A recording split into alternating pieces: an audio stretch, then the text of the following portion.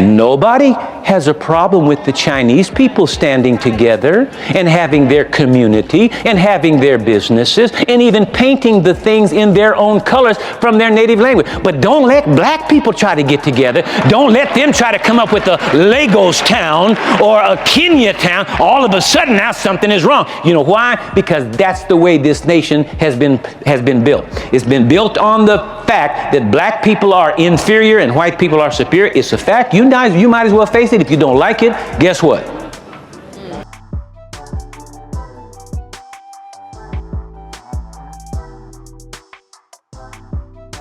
Why is it that when certain ethnic groups preserve their culture, their community, and their identity, we often celebrate it? Now, we have Chinatown, Little Italy, Koreatown. People can live together, worship together, operate businesses together, preserve their traditions, and celebrate their heritage. And most people don't think twice about it. But Dr. Fred Price raises an uncomfortable question. Why does the conversation sometimes change when black people do the same thing? And this becomes even more interesting because today's episode is a follow-up to our previous discussion concerning Kenneth Hagin Jr. and his comments opposing interracial marriage, or rather interracial couples also. This time, Dr. Price doesn't just preach, he starts asking questions. He turns to people from different cultural backgrounds in his own congregation and allows them to respond, because underneath the interracial marriage debate is an even larger question. Can we appreciate our individual cultures without believing that one culture is superior to another? Let's talk about it. Understand that part again to have it fresh in your mind so that we can make the connection. Now, one of the things that you need to understand about a minister of the gospel, there is a science that is called building a sermon. And the plan of building a sermon is that you have an introductory statement, then you have a body of your message, and then you have your conclusion. Now, in any situation, whether it's in ministry or in law, a court of law, there's an opportunity for the lawyers to have their final closing statements, their summation. And the summation is the compilation of everything that went on before and put in a nutshell, and it is not taking something out of context. The last thing you say is summing up everything you said before. If you took something out of the middle of it, then you could be accused of taking something out of context. But when you take that which is at the very end of it, the end of it is the end of everything you said before. So you're not taking anything out of context. Now, I want to do something, and this might be embarrassing for some people, so you do not have to participate in. There is no reason why you have to do this. But I want to do something because I'm dealing with principle here. And the principle, in my opinion, and by the way, for those of you that are first-time viewers or visitors here at the church, I'm teaching on a series called Race, Religion, and Racism. And racism is rampant not only in the nation, but it's unfortunately rampant in the church of the Lord Jesus Christ, and that's my area of expertise. I'm a Christian, I'm a minister of the gospel, I'm a pastor of a church, and I'm concerned about racism in the church. I'm not trying to change the society as such. I'll leave that to whoever is called to do that. But I know what I'm called to do, and so I'm going to deal with this, and that's what I'm dealing with now. Now, what I want to do, and like I said before, I'm not trying to put the finger on an individual or try to make the person look bad. I could do that by mentioning the person's name. That's not my purpose. I'm dealing with a principle. And it's unfortunate that our society doesn't deal too much in principles anymore. But I deal with principles. I live by principles.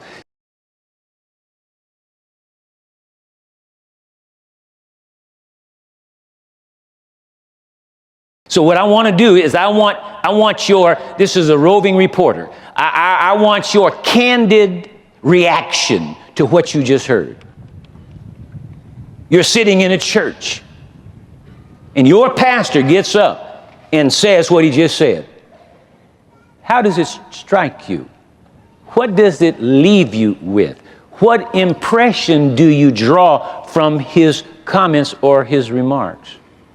I mean, you can't be unaffected some way you've got to have some kind of idea within you that this person said all this because of. There's got to be some reason why a person said that. So what I want to do, I'm going to roam around. I'm going to take this microphone. I'm going to put you on camera if you want to be. If you don't want to be, I'm not trying to put you on the spot, but I've done many things to try to resolve this situation, and I have been unsuccessful. And I'm hoping that maybe by nationwide television, it'll bring this thing to closure. That it'll just make folks so cotton picking mad, so upset, so bent out of shape that they'll be forced to deal with it. Amen. Okay, and I don't have a problem with it. So I'm going to ask you. So I want you, if you say you don't want to do this and you don't want to be on camera because you're going to be seen on nationwide TV. Plus, this just might be your debut. Who knows? Some movie producer may see you and say, "I need her in my movie." But anyway, so if you don't want to do this, just when I come towards you or ask you, just go. Okay, fair enough, no problem. But I want others to see. People all over the nation, they're going to hear that. You can't listen to that without getting some kind of an impression. I mean, it sends some sort of, I don't know what it is to you. I know what it sends to me, but maybe I'm blind. Maybe I'm deaf. Maybe I'm wrong. Maybe I can't see, but I want to see if anybody else picks up what I think I picked up. Okay. So if you don't want to participate, no hard feelings at all, but I just have an idea that I want to do this. So if you don't want to participate, just let me know. You willing to participate? Okay. You heard it. Just what impression do you draw from it? I got the impression that he was racist and prejudiced against blacks in particular. All right. I'm sorry. I want to also ask you to say this. I want you to tell me what ethnicity you are. And nobody gonna be able to figure out what you are. But you tell me. Well, I want to know whether you, what are you? Black. Okay. Now, if you don't want to do this, just say, Okay. Okay. I'm Hispanic. I received the same impression. I think that he's prejudiced and he was talking against black. Okay.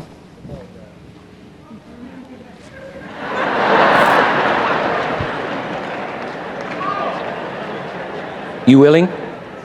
I want these people right on. I want their face right on the screen. Don't do this no long shot. I want this right on the screen. I got the same impression. He was racist against black. I'm black. Are you getting this on the screen? I'm not seeing a face on the screen. Let's go quick, please. I got a lot to cover. I've said what I want, and I want the people's face on the screen. Put my face on the screen. Put me on the screen.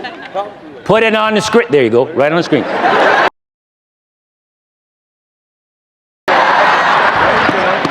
Okay, I want just like that. Come on around here where we can get the shot of the person. There you go. I got the same impression that he was racist, and I'm black. Okay. Now, did you get this gentleman over here? Okay. I said that I received the same impression. He was definitely talking against black people. And who are you? And I'm a Hispanic. Thank you. Okay. Okay. You mean these cameras? You don't have a telephoto lens. You can't get without having to get right up on top of I have to wait for the wire. You willing? Can you get this lady? Whoop, excuse me. Can you get this lady right here? I gotta move. You guys are messing me up. I'm black, and I was dumbfounded that I would be in church and hear a minister say such a thing.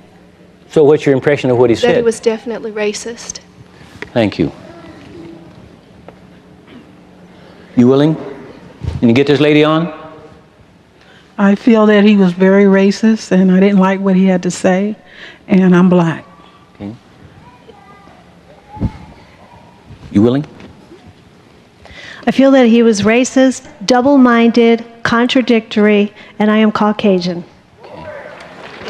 All right, I don't want to take a whole lot of time, and then I'm going to do another thing and get it. Do we have any? Let's see. We had Hispanic, we had Caucasian, we had black. Do we have any Asian that would be willing to comment?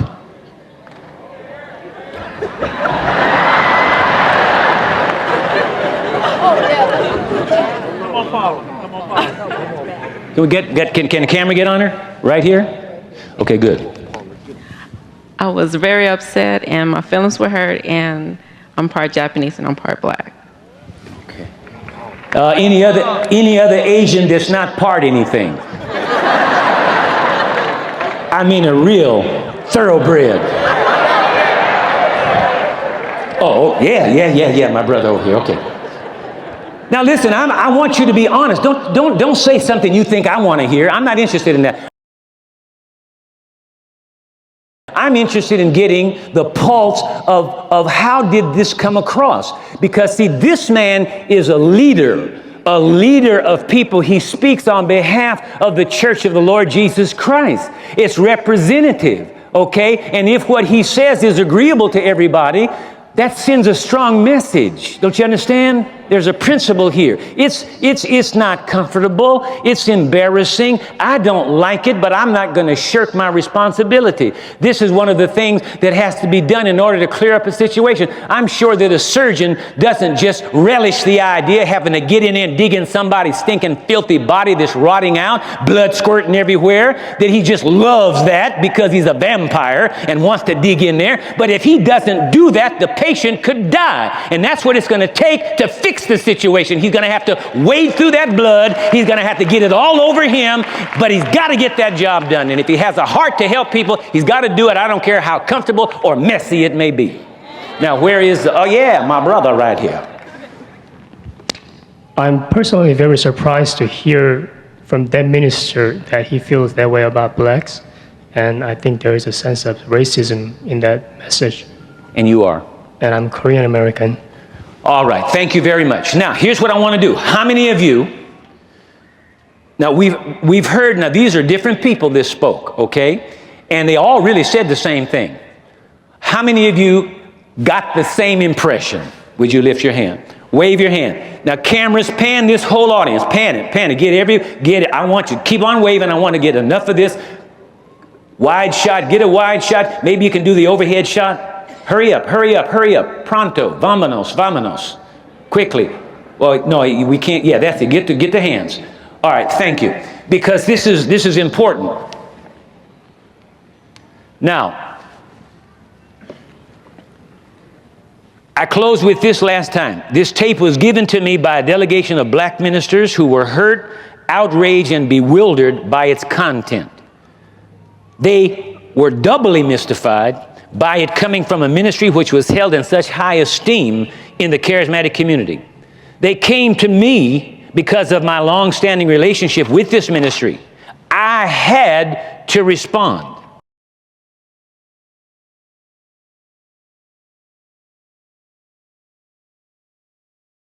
Now, I'll say this, I know that this is probably uncomfortable for some people, okay? I know it's uncomfortable for some white people. I know that it's uncomfortable for some black people. In fact, I know we got black people here right now and black people that'll be watching this program, and they'll be saying, Fred Price, why don't you shut your mouth and leave things alone? We have the opportunity to ride in the front of the bus. You keep messing with us, they're going to put us back in the back of the bus.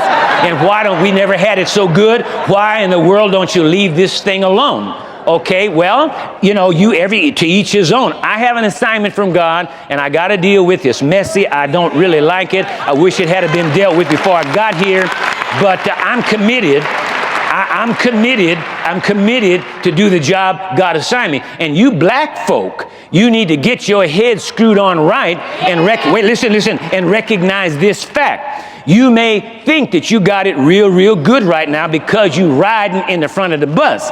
But I want to tell you right now that if the United States government, the Congress of the United States, enacted a law and decided to deport all black people and send them back to Africa,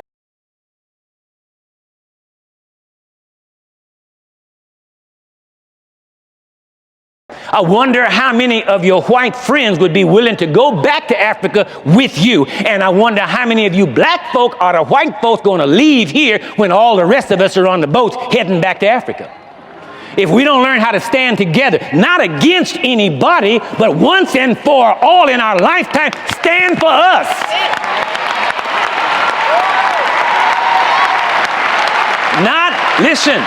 Listen, not against anybody else, just for us for once. See, you white people need to understand, and that's why this thing is so messy. And I told you before, I didn't start this mess, and none of you that are present and alive today, none of us started, but we're the beneficiaries of what our founding fathers have passed on from father to son, from father to son, from father to daughter, from father to daughter, down through the years. And a lot of it, even if you weren't directly taught, it's been subliminal. And so it's there because it's the whole warp and woof of this society. And so we've got to learn that we've got to stick together. All white people stick together. If there's a choice to be made as to whether they're going to support black folk or white folk, they're going with the white folks. And there's nothing wrong with that. You ought to go for your team. You're kind of a poor player if you're not for your team. You sitting over there rooting for the other team to win. I don't need you on the team. Okay? And it's funny. It's amazing to me. Nobody has a problem.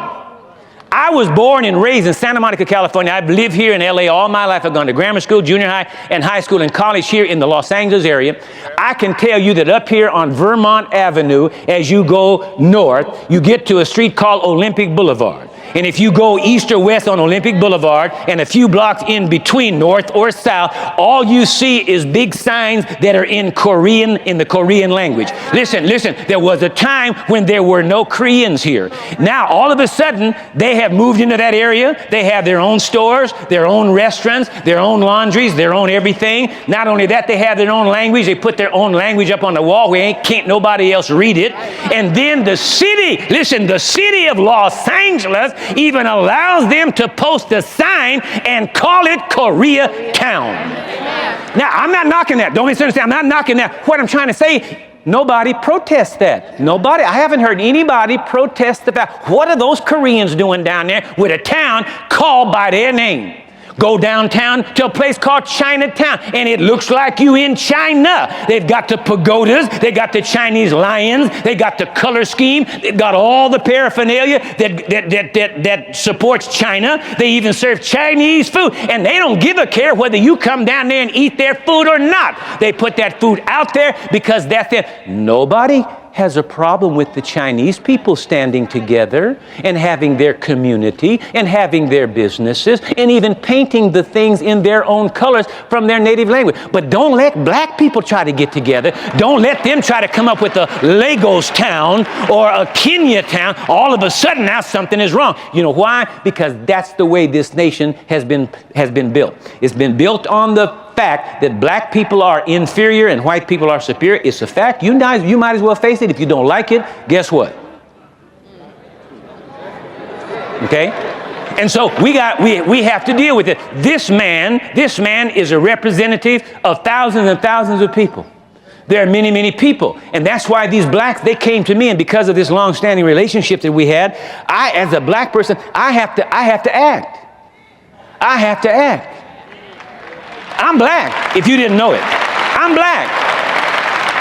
Very black. And I will tell you, as we go on to it, why I have never said anything about it before. I thought it was unnecessary. I thought that people would get to a certain spiritual level where it wouldn't make any cotton picking difference what color you are, that you would judge me by my character and by my worthiness rather than by my color. But I found out that people, even in high spiritual places, still apparently have some kind of a problem with my color.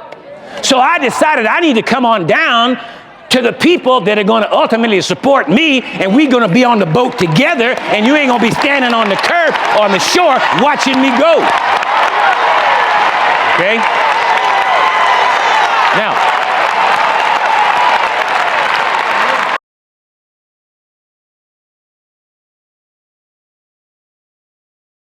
you know, there's something important I want us to take away from this conversation.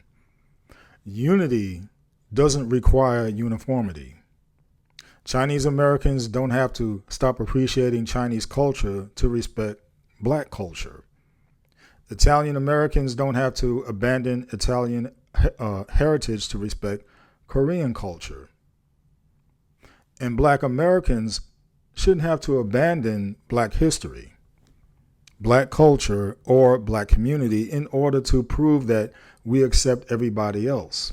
Now, there's nothing inherently wrong with people appreciating their heritage. The problem begins when cultural pride becomes racial superiority, when appreciating who I am requires believing that you are beneath me. And that brings us right back to interracial marriage. If two people from different racial backgrounds choose to love and marry one another, that's their decision. And if someone personally chooses to marry within their own culture, that's their decision too. But when we begin declaring that other people shouldn't marry one another simply because their skin colors or ethnic backgrounds are different, we've moved beyond personal preference. And as Christians, we have to ask, where did that rule come from? From Scripture or from culture? And Dr. Price's questions forces us to examine something bigger than interracial marriage. They force us to examine whether we apply our principles consistently, because if cultural pride is acceptable for one group, it shouldn't automatically become threatening when another group expresses it. Celebrate your heritage, respect mine, and never mistake cultural pride for permission to look down on somebody else. You see, that's how we move beyond simply talking about race and begin renewing our minds. Enough said. There's one piece of land that Europe never touched, because it was actually colonized by the United States. And today, this country stands as a spectacular, mostly forgotten, American failure.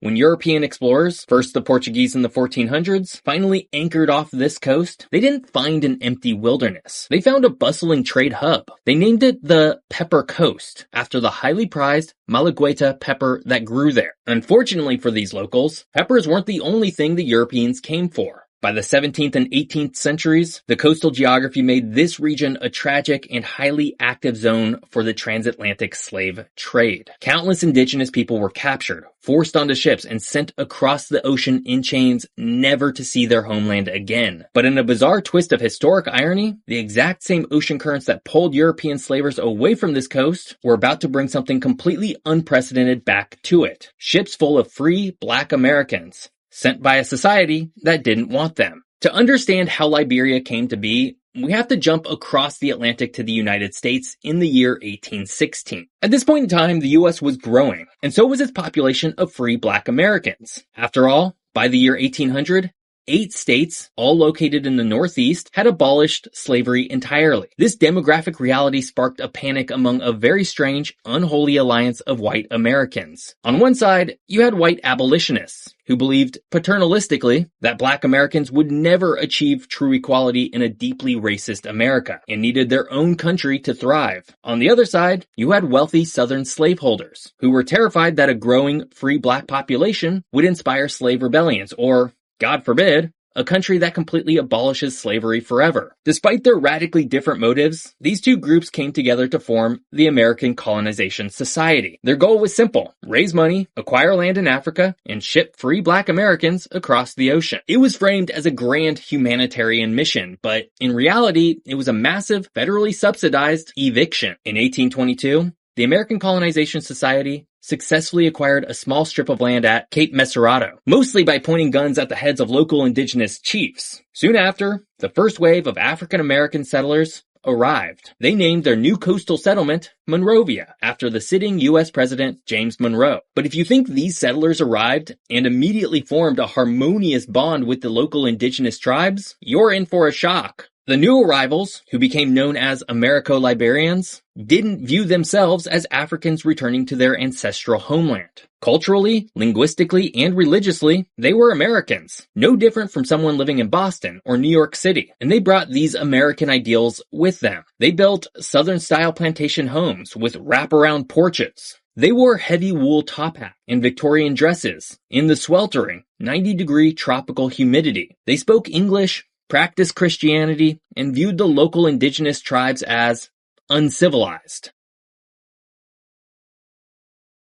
They had survived the horrors of American slavery, only to arrive in West Africa and immediately set up a rigid, two-tiered society. For the first couple of decades, the American Colonization Society managed this precarious colony. But running a country across an ocean is incredibly expensive, especially when your colony is wedged between a muddy coastline and a disease-ridden jungle. The settlers were dying of malaria at catastrophic rates. Up to 60% of the early colonists perished within a few years of arriving. By the 1840s, the American Colonization Society was practically bankrupt and growing desperate. At the same time, the British and the French, who were busy conquering neighboring Sierra Leone and Cote d'Ivoire, started encroaching on Liberian territory. They looked at Liberia and essentially said, "You're not a real country, you're not even a formal US colony, so we're just going to take this land." Backed into a corner, the Americo-Liberians did the only thing they could to protect themselves. In 1847, they officially declared independence, drafted a constitution modeled almost exactly on the US Constitution, and created a flag that looked nearly identical to the Stars and Stripes. But declaring independence is the easy part. Paying for it is a completely different story. Unlike the British or the French, who poured massive amounts of imperial capital into their African colonies to build deep-water ports,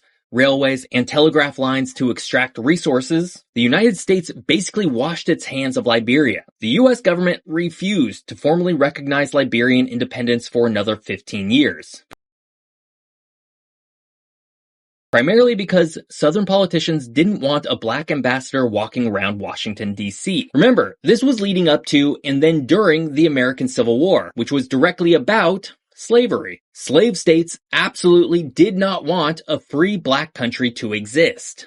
So Liberia was entirely on its own. They had no imperial backer, no infrastructure, and no money. An elite class of Americo-Liberians, making up roughly 5% of the population, was now trying to rule over a 95% indigenous majority that they completely alienated, all while confined to a coastal trap they couldn't afford to break out of. Decade after decade, the country languished. They took out predatory loans from European banks just to keep the government afloat, spiraling deeper and deeper into debt. By the 1920s, the situation was catastrophic. So, sandwiched between large imperial neighbors eyeballing their land, they turned to the most unlikely of saviors, an American tire manufacturer from Ohio. Liberia today remains one of the poorest nations on the planet. An incredibly tragic reality for a place that was supposedly birthed with the backing of the United States. But to understand why this grand American experiment deteriorated into America's biggest colonial failure and eventually sold itself to a tire company, we have to go back to that first colonial settlement on the coast. This is where we see what amounts to two entirely different Liberias. When those freed black Americans, the Americo-Liberians, arrived in the 1800s, they didn't actually settle the country of Liberia. They just clung to the coast, mostly because just a few miles inland was an incredibly dense, disease-heavy, and impenetrable jungle. Because this rainforest was so physically hostile, the Americo-Liberians never successfully integrated the interior of their own country. Instead, they built an American-style enclave on the coast in Monrovia and left the indigenous tribes in the interior completely disconnected. This wasn't just a cultural divide, it was a physical one. You had a coastal, English-speaking Christian ruling class and a massive forested interior filled with indigenous populations that had absolutely no say in how the country was run. The Americo-Liberians had created a country that was geographically severed in two from day one. But a divided geography is one thing. To bridge that divide, you need money, tools, and roads, something Liberia never had and still really hasn't managed to build. Because Liberia wasn't a formal recognized colony of Britain or France, it experienced the absolute worst of both worlds. The violent, extractive nature of European colonialism was horrific, but it did come with one twisted benefit: imperial infrastructure capital. When the British took over Nigeria, they spent millions building extensive railways to extract wealth. When the French took over Senegal, they built massive deep-water ports to do the exact same thing. The colonizers laid down the physical concrete and steel required to connect the geography of their colonies from the interior all the way to the coast. Cote d'Ivoire, right next door to Liberia, is crisscrossed with dozens of numerically named highways, where Liberia has almost none. The Americo-Liberians didn't get any of this kind of support. They were completely on their own. The US government largely refused to fund them because Washington's original goal was entirely different from Britain's or France's. The United States didn't want to extract resources from Liberia. They just wanted to remove people from America. Once those ships dropped the settlers off, the job was considered done. This meant the Americo-Liberians had absolutely no money to conquer the rainforest, build highways, or lay down railroad tracks. In essence, the Americo-Liberians were flying a flag over a piece of land they couldn't even walk across. So how does a country survive when its geography is divided? Its government is broke, and the world's superpowers have completely turned their backs on it. You sell your sovereignty to the highest bidder. And in Liberia's case, that bidder was a corporation. By the 1920s, Liberia was functionally bankrupt. They were defaulting on massive, predatory European loans. And the British and French were once again threatening to simply invade and annex the territory to collect their debt. To save their sovereignty, the Liberian government did something unprecedented. They essentially outsourced their whole country to a private American company. Enter Firestone, the booming tire and rubber company based out of Akron, Ohio. In the 1920s, the global automobile industry was exploding, and Firestone desperately needed a massive independent supply of rubber that wasn't controlled by the British or Dutch empires. And Liberia's tropical climate was absolutely perfect for growing rubber trees. In 1926, Firestone and the Liberian government signed a historic agreement. Firestone was granted a 99-year lease for 1 million acres of Liberian land. The price? A shockingly low 6 cents an acre. In exchange, Firestone agreed to pay off Liberia's international debts, keeping the European empires at bay. But this deal came at a massive existential cost for Liberia. You see, Liberia didn't suddenly become a successful independent country after Firestone bought it out. Instead, it became a really large corporate company town. Firestone moved in and built the largest rubber plantation on Earth. Because the Liberian government was completely broke, it was Firestone that ended up building the roads. Firestone built the ports. Firestone built the power grid, ran the radio networks, and functionally dictated the national economy, all with the backing of the US State Department. The physical geography of an entire African nation was effectively subjugated and heavily modified by a tire manufacturer in Ohio. For decades, Liberia's primary export, and the only reason it stayed afloat on the global market, was the latex being extracted by a foreign corporation. But here's the craziest part in all of this. Firestone still operates this plantation and still exports massive amounts of rubber from Liberia to the rest of the world. In 2005, Firestone renewed their lease with Liberia for an additional 37 years to 2042. And, as far as I can tell, still employs around 5,000 Liberians to this day. And while Liberia has endured many additional tragedies throughout its modern history, such as its 2 lengthy civil wars in the 1990s and into the 2000s, its failure to become a modern, stable country is undeniably tied to the United States, first as a colony, and then as its corporate debtor. In the end, Liberia's failure wasn't really a political misstep. It was a geographic and economic inevitability. It was a country conceived of as an eviction strategy, built on an unforgiving terrain, deprived of any meaningful infrastructure, and ultimately bought out by a corporation just to survive. And it's a story that's continuing to unfold to this day.